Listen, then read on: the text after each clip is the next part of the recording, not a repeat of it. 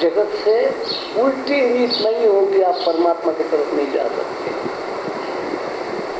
लोग कमाने में लगे हुए होते, एक कमाया हुआ बाहर निकालने में लगे हुए होते। लोग जो दूर का होगा अपने पास लाने में लगे हुए होते हैं, और जो अपने पास होता है उसको दूर सरकाने में लगे हुए। रीति उल्टी, क्योंकि उन्होंने जगत के पास रहना है और इसमें जगन्नाथ के पास जाना है। तो क्रिया एक जैसी कैसे होगी?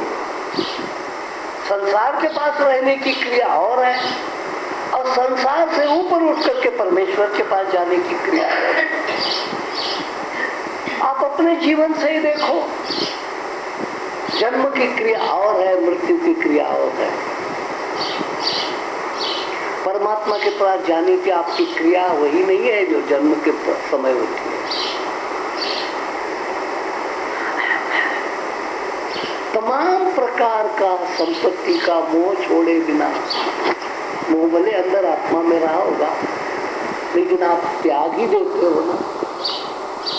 सोने का महल मरते हो यानी क्या करते हो? त्याग देते। पुत्र कलत्र बहुए बेटे नौकर चाकर त्याग देते। जन्म भोग की शुरुआत है, मृत्यु त्याग है। और कितना भी रखने की कोशिश करेंगे आपको एक दिन त्याग करना है। इसलिए कबीर एक जगह कहता है, कह तो कबीरा सुन मेरे गुनिया, आप मुए पीछे डूब गई दुनिया। दुनिया तेरे को है ऐसा लगता था, तेरा आभास था, दुनिया थी नहीं, तू था। अब तू होने के कारण, तेरे अस्तित्व के कारण, तेरे जीवितपन के कारण तेरे को लगता है कि ये है, वो है, मकान है, बेटा है, बेटी है, फलाना है, पद है, पदवी है, पैसा है। ये कैसे लगता है? जीवित होने के कारण लगता है। और जिस दिन तू मरता है उस दिन तेरे को कुछ नहीं लगता कि पत्नी है, बेटा है, पैसा। अब इस मूल स्थिति को याद रख। कैसे झूठ बोलता है कि संसार है? तू है इसीलिए संसार है, नहीं तो संसार नाम की कोई चीज नहीं है। तू गया कि संसार का लोप हो गया, पता ही नहीं लगता कि संसार है कि नहीं। मेरी बीवी क्या करती होंगी, मेरे बच्चे क्या करते होंगे, आपके प्राण पखेरु उड़ जाने की देर है। फिर कौन क्या करता है इसका क्या पता लगता है? इसका मतलब जो हमारा अस्तित्व है, विद्यमान अस्तित्व है, जो प्राण तत्व है, आत्म तत्व है, वही आपकी असलियत हयाती है। अब उस हयाती के मैं दीदार करना चाहता हूं कि जिसके कारण संसार दिखता है। तो कौन है जिसके कारण संसार दिखता है?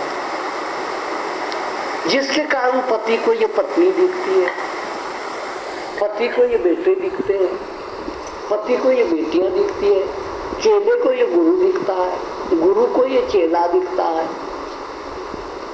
ये किस कारण दिखता है? बुधवे को ये मस्जिद दिखती है, ये किस कारण दिखता है? तो वो जो मूल है जिसके कारण ये सब कुछ ऐसा ऐसा विविध प्रकार से दिखता है, उसकी खोज। अब इसका मैं दीवाना हो चुका हूं। इसलिए संसार के जैसे चाल होती है, पैर पड़ते हैं, मेरे पैर वैसे नहीं पड़ रहे हैं। मैं लड़खड़ा नहीं रहा हूं, मैं मदहोश हो चुका हूं। संसार तो समझ समझ करके गिनती के साथ पैर रखेगा कि इसके साथ बात करनी है, बाप के साथ बात करनी है तो कितना फायदा होगा, बेटे के साथ बात करनी है तो कितना फायदा होगा, घरवाला सोचता है घरवाली के साथ बात करूंगा तो कितना फायदा होगा। घरवाली सोचती कि इनके साथ बात करूंगी तो कितना फायदा होगा, तो ये सब फायदे मुनाफे के हिसाब किताब चलते हैं। और यहाँ तो सभी डुबा दिया, मार्केट ही खत्म कर दिया, फायदा क्या मुनाफा क्या। इसलिए मेरे पैर और संसार के पैर में फर्क है। संसार के पैरों में हिसाब किताब है,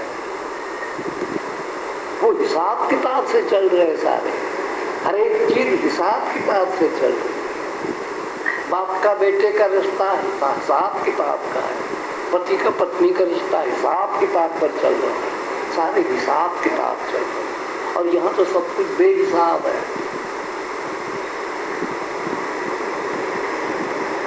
सारी खाता वही आग लगा दी, हिसाब कहाँ करेंगे? जब खाता वही है जला दी सारी, तो क्या करेंगे?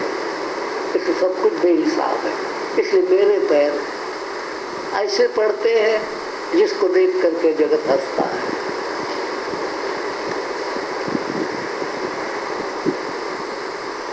आगे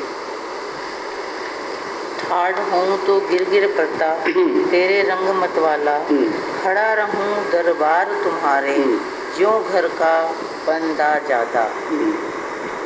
अब मेरे को लगता है कि मेरा ये जो गिर गिर पड़ना है, इधर टांगे ठीक ठीक नहीं चलती है, ये मैं स्थिर कहाँ खड़ा रहूंगा। अब मेरे को ऐसा पता लगता है कि मेरा गड़गड़ाना खड़खड़ाना ये जो कुछ है, ये मेरी जो चाल है, बेरंगी चाल है, ये सीधी तब होगी जब मेरे द्वार पर मैं आकर के खड़ा हूं। बाकी सब चालें टेढ़ी चलेगी मेरी। अब ये टेढ़ी चाल बताती है कि मैं तेरे को खोज रहा हूं। प्रभु इतना है, आप सोच लीजिए मेरे बारे में कि मैं इधर जाता हूँ उधर जाता हूँ, गिर पड़ता हूँ फिर खड़ा हो जाता हूँ, क्योंकि मैं आपको खोज रहा हूँ। जगत आपको खोज ही नहीं रहा तो वो गिरेंगे कहाँ? इसलिए जगत की चाल बिल्कुल सीधी लगी, क्योंकि उनको परमात्मा की जरूरत ही नहीं है। सचमुच ईश्वर की भूख बहुत विरले आदमी में होती है। केवल ईश्वर ही चाहिए, ऐसी स्थिति में बहुत विरला आदमी होता है। और ईश्वर चाहिए, जगत की स्थिति ऐसी, ईश्वर चाहिए इसलिए कि हमारा वो काम कर सकता है। जो लोग भी ईश्वर की उपासना करते हैं, उसके पीछे भी गणित हिसाब किताब है कि हमारा संकट हरण करे, हमारा दुख हरण करे, हमारे घर में झगड़ा है वो मिटा दे। ईश्वर को भी चाहता नहीं। अब ये तत्वज्ञानी पुरुष जो है, वो बोला तेरे को जो मर्जी चाहे सो पुकार।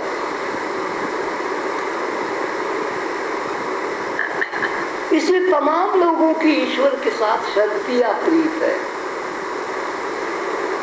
जैसे व्यापारियों के साथ शर्तिया सौदे होते हैं,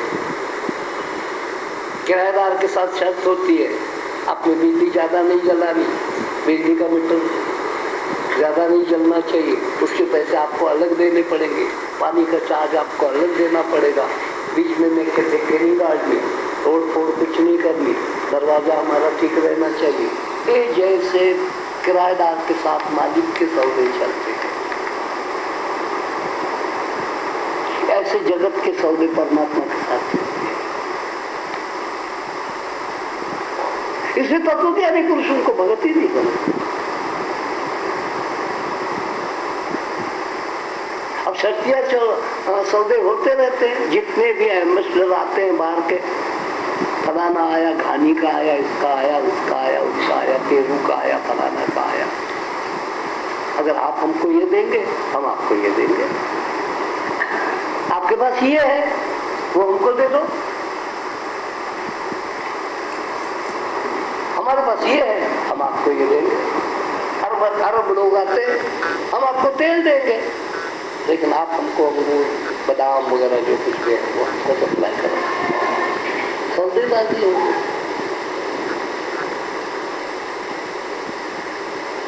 परमात्मा का भक्त यहां पहुंच जाता है। कुछ भी करता है। कहा कि भक्ति को कलंक लगता है।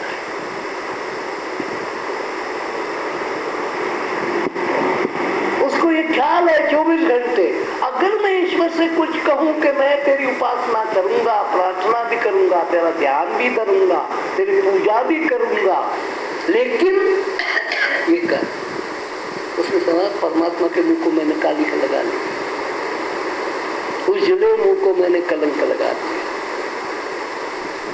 इसे वो कुछ नहीं कहता। अच्छा भी हो सकता है, बुरा भी हो सकता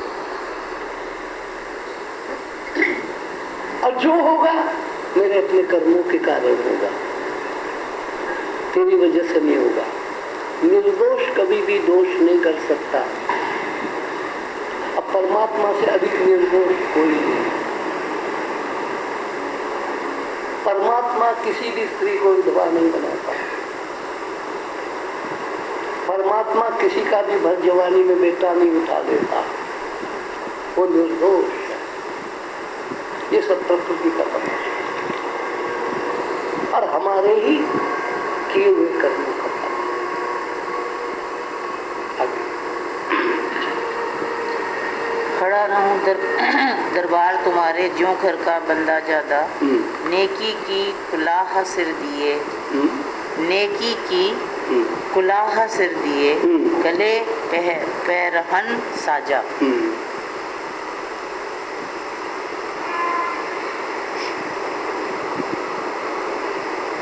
कुलाह यानी कुल्हाड़ी। अब तेरे सिर पर, तेरे पैरों पर सिर रख दिया।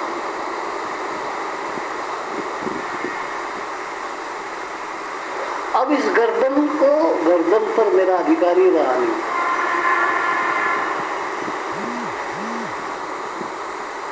हो सकता है तेरी मर्जी एक कुल्हाड़ी से गर्दन काट सकता है।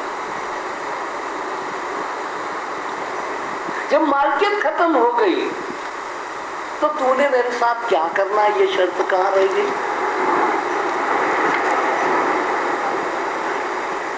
मैं कैसे शर्त कर सकता हूं कि सिर पर ताज रखना चाहिए, इस गर्दन में कोई मोती का कंठा डालना चाहिए? हाँ, कुल्हाड़ा भी चला सकता है। अगर तेरे को मौज आ जाए कुल्हाड़ा चलाने की तो मैं कभी इनकार नहीं करूंगा, और मैं कभी नहीं कहूंगा कि तू अन्यायी है, अब तू अत्याचारी है, अब तू निर्दय है, क्योंकि तेरे कुल्हाड़ा चलाने से मेरा उद्धार होता है। कुल्हाड़ा चला दे, मैं क्यों शर्त करूं कि ऐसा ही करना चाहिए? अर्थी पर ले जा, पालकी में बिठा दे, मर्जी है तेरी। न मैंने अर्थी चाहिए है, न मैंने पालकी चाहिए।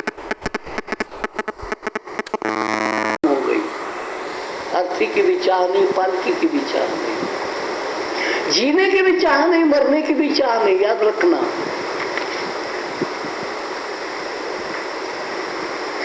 दोनों चाह से मुक्त हो। बहुत लोग बड़बड़ करते, इससे तो मर जाना अच्छा। हमारे पर ऐसा प्रसंग आ गया, पहले हमारा अच्छा खासा बिजनेस चलता था, अब हमारा बिजनेस ठीक नहीं चल रहा, लोग क्या मुंह दिखाए, इससे तो मर जाना अच्छा। पहले पति मेरे पर बहुत प्रेम करता था, अब पता नहीं किसी के साथ और जाता होगा और औरत की होगी, अब इससे तो मरना अच्छा। अब जो ईश्वर की मर्जी पर चला जाता है तो मरना अच्छा उसको लगता होगा तो मरेंगे, जीना अच्छा लगता होगा तो जिएंगे, क्योंकि मरना जीना दोनों हमारा नहीं रहा। ये मरना जीना ही अर्पण करना सबसे कठिन है।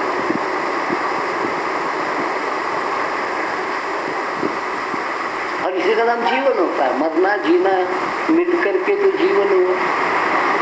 मरना तुम्हारे हाथ में दे दिया, जीना तुम्हारे हाथ में दे दिया, फिर कंडीशन कहाँ रहेगी, शर्त कहाँ रहेगी?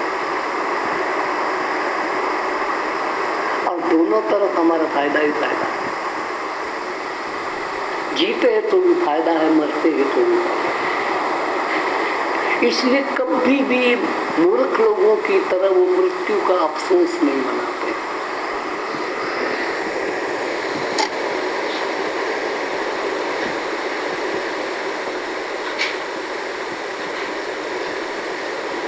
अभी पिछले मंगलवार को ये आई मेरे पास, अपनी ननद की बात बताई कि वो तो बेहोश है। मैंने क्या, मर भी सकती है, क्या फर्क पड़ेगा दुनिया में, छुट्टी हो जाएगी।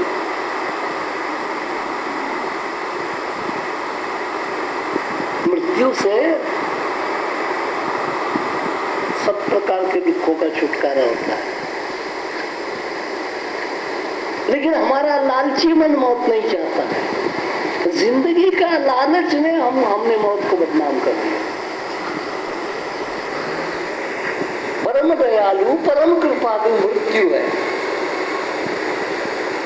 ईश्वर की करुणा का एक हिस्सा है मृत्यु, परम करुणा का हिस्सा है, लेकिन हमने बदनाम उसको कर दिया। इसलिए आज तक मैंने किसी की मृत्यु को शोक नहीं किया। शोक करने, अब यही तो गीता कहती है। आप गीता के रट्टे कितने भी लगाओ प्रैक्टिकल के समय पता लगे। हे अर्जुन, ज्ञानी पुरुष मृत्यु का शोक नहीं करते, और जो शोक करते हैं निश्चित हो गया कि अज्ञानी।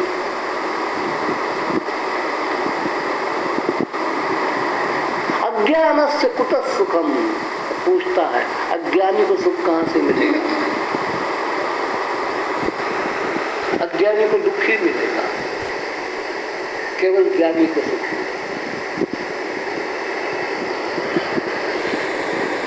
इसलिए फिर क्या होता है, जब आपको जीवन मृत्यु एक समान लगती है तो आप जीने के लिए किसी के ऊपर किसी प्रकार का अत्याचार नहीं करेंगे, क्योंकि जीवन का लोभ नहीं है, तो अत्याचार क्यों करोगे? लोभ है तो अत्याचार करोगे जीने का, लोभ ही नहीं तो अत्याचार भी नहीं करोगे। जीने का लोभ है, ज्यादा जिए, मैं जीऊं, मेरे बच्चे जिए, फलाना जिए, इसलिए दूसरे को कम से कम दे करके ज्यादा ज्यादा अपने घर में धन भरते हो।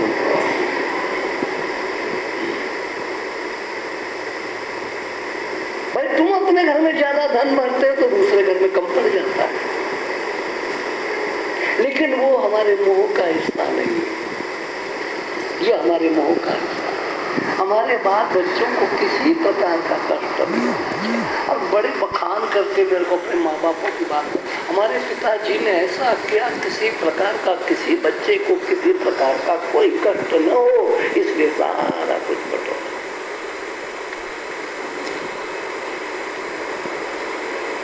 क्योंकि अपने हाड़ चाम के थे ना, उनको किसी प्रकार का दुख न हो। तेरा मेरा आ गया, ये भावना सारे जगत के प्रति क्यों नहीं? किसी प्रकार का दुख लो तो हमको अपना कम करना पड़ेगा। फिर तो संसार में जितना है, परमात्मा की प्रार्थना चर्च में करने वाले, मस्जिद में करने वाले, मंदिर में करने वाले ढेर लगे हुए, फिर उस प्रार्थना में कोई दम नहीं।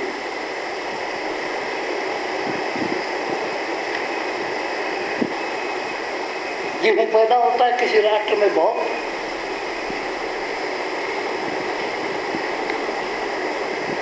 अब स्वाभाविक है कि जिस राष्ट्र में नहीं पैदा हुआ उसको दे दो। लेकिन नहीं देंगे, और दरिया में डुबा देंगे लेकिन देंगे। हमने एक बार हिसाब लगाया, काफी साल हो गए तब की बात, गांधी जी के साथ जुड़ रहे, अंगूर का हिसाब लगा, गांधी जी के साथ सरदार पटेल, मैं, महादेव देसाई बैठ करके संसार में अंगूर कितना पैदा हुआ, कैसे आंकड़े हमने मैगजीन में से निकाले। हर आदमी को, संसार के हर आदमी को 1.5 पहिया अंगूर उस दिन में आता, हर व्यक्ति के लिए, जनसंख्या की। अब तो अंगूर की पैदावार भी बढ़ी, जनसंख्या बढ़ी, अंगूर की पैदावार भी बढ़ी। यानी फ्री ऑफ चार्ज अगर अंगूर बांटे जाएंगे तो हर आदमी को 1.5 पाव अंगूर मिलेगा, मजदूर से लेकर मालिक तक, फुटपाथ पर सोने वाले से लेकर के। लेकिन उससे माया नहीं पैदा होती, इसलिए अंगूरों को समुद्र में डुबा देते थे, भाव गिर जाएगा।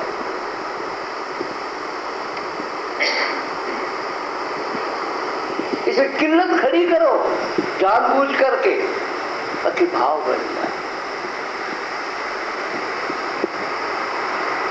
इसे सारे भाव बनावटी होते, एक दूसरे राष्ट्र को तंग करने के लिए सब भाव बनाए हुए होते, और परमात्मा क्या उसे सब फ्री है, कोई भाव नहीं। लेकिन आदमी के अंदर का शैतान इसके भाव बना देता है।